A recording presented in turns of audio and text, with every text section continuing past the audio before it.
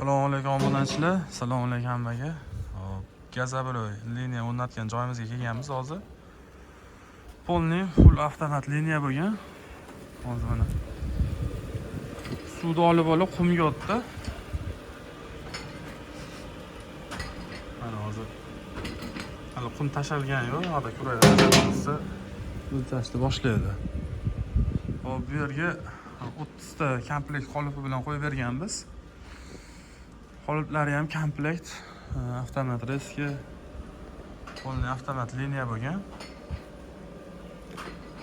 Qumni tashlaysizlarmi yo?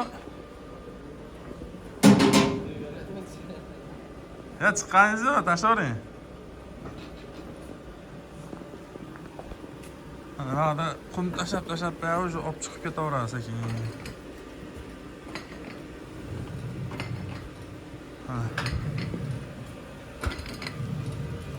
Kilolarga bo'lsalaring. O'lchashni boshladi. Bu yoqda suv isitgani katyol qo'yilgan. 2 tonnali suv ichishga 50 tonnali sement yo'mkisi. Bu yoq polni avtomat o'sh tarozisi hamma yo'q ichida bo'lgan. Hop, qoliplarga kelsak, ko'rayotganimiz hech qanaqa yamalib zamasga bo'lmaydi. Bu yoqda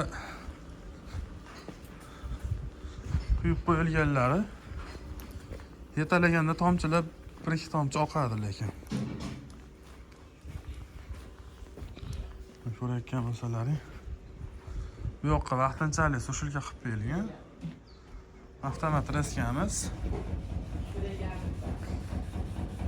O'zi kesib, tushib, o'zi ko'tariladigandan bo'ladi avtomat reski.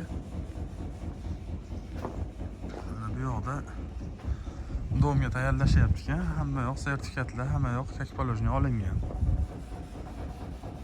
Kimga mana shunaqa full avtomat liniyalar kerak bo'lsa, bemalol ekranni nomerlarga aloqaga chiqaverasizlar.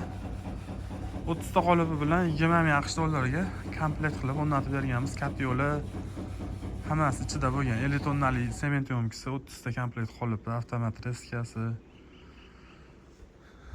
avtomat miya tarozlari hamma yoq ichida bo'lgan. Kimga zarur bo'lsa, bir haftaning ichida ustanovka qilib ishga tushirib beramiz. Xizmatimiz butun SNG bo'ylab Qirg'iziston, Qozog'iston, Tojikistonlarga ham chiqaveramiz. Bemalol aloqaga chiqaverasizlar. Sog' bo'linglar, salomat bo'linglar.